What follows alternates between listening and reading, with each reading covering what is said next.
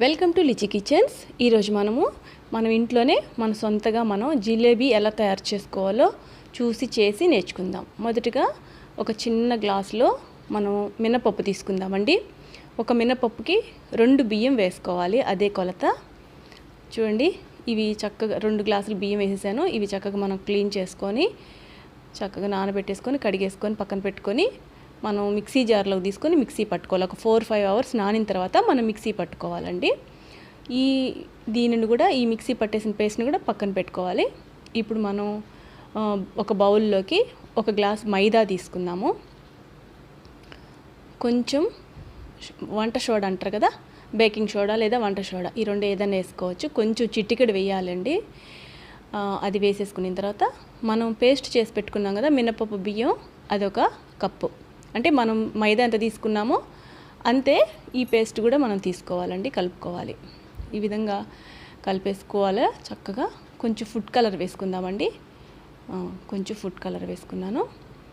మనకి ఎంత కలర్ కావాలంటే దాన్ని బట్టి మనం వేసుకోవచ్చు. చూడండి, ఈ విధంగా వాటర్ పోసుకుంటూ ఈ కన్సిస్టెన్సీ వచ్చే వరకు, అంటే కొంచెం గట్టిగా బాగా గట్టిగానే ఉండాలి, జోరు అవ్వకూడదు, వాటర్ ఎక్కువ అవ్వకూడదు. ఇలా చూడండి, ఆ స్పూన్తో మనం ఇట్లా అన్నప్పుడు ఆ విధంగా వచ్చేలాగా ఒక 5 మినిట్స్ దీన్ని రెడీ చేసి పక్కన పెట్టుకోవాలి. ఇప్పుడు స్టవ్ వెలిగించుకొని బాండిల్ పెట్టుకొనేసి ఆయిల్ పోసుకోవాలండి. ఎందుకంటే మన జిలేబీ చుట్టలు వేయించుకోవాలి కదా, ఫ్రై చేసుకోవాలి కదా, దానికి తగ్గట్టుగా.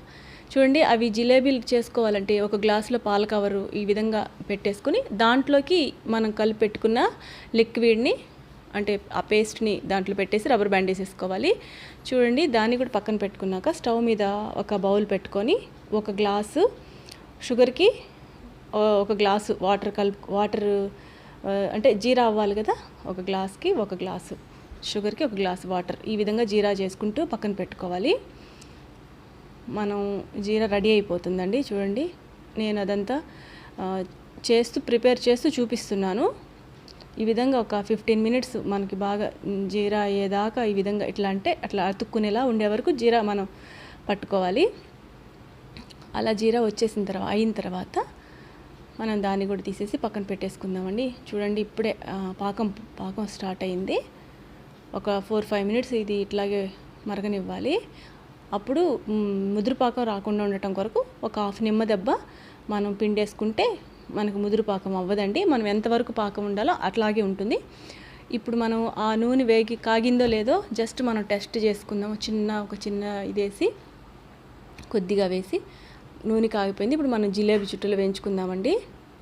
చూడండి, ఈ విధంగా చిన్నగా నిదానంగా ఫస్ట్లో నూనె కాగే వరకు 1 అట్లా వేసుకోవాలి, ఒకేసారి ఎక్కువ వేసుకోకూడదు. ఈ విధంగా మనం జిలేబీలు చుట్టుకోవాలండి. నూనె కాగే కొద్దీ మనం మీడియం ఫ్లేమ్లో పెట్టుకొని ఈ విధంగా మనం జిలేబీలు రెడీ చేసుకోవాలి. చూడండి, ఆ జిలేబీలన్నీ బాగా చక్కగా వేగిన తర్వాత ఈ విధంగా కలర్ వస్తుందండి. చాలా బాగా వచ్చింది కదా కలరు. జిలేబీలు కూడా చాలా బాగా పర్ఫెక్ట్గా రెడీ అయిపోయాయండి. ఇవన్నీ నేను తీస్తూ పక్కన జీరాలో వేస్తున్నానండి, మీరు గమనించుకోండి. చూడండి, జీరాలో వేసి మళ్ళీ తీస్తున్నాను. ఈ ప్లేట్లో జీరాలో వేసి తీసిన జిలేబీలు అండి ఇవి. బాగా చక్కగా ఒక 2 మినిట్స్ జీరాలో పెట్టేసి మనం డిప్ చేసి తీసేసేయచ్చు. ఇట్లా ఫ్రై అయిన వెంటనే వేడి మీద ఉన్నప్పుడే మనం పక్కన పాకం పట్టుకున్నాం కదా, ఆ పాకంలో వేసేసి ఒక 2 మినిట్స్ అట్లా ఉంచేసి 1 మినిట్ అయినా అలా ఉంచేసి జీరా బాగా పీల్చుకున్నాక మనం తీసి పక్కన పెట్టేసుకోవచ్చు అండి. చూడండి, మంచిగా కలర్ఫుల్గా టేస్టీగా రెడీ అయిపోయినాయి జిలేబీలు. మీకు ఈ వీడియో నచ్చినట్టయితే లైక్ చేయండి, షేర్ చేయండి, ట్రై చేయండి, సబ్స్క్రైబ్ చేయండి. థ్యాంక్ యూ సో మచ్ అండి.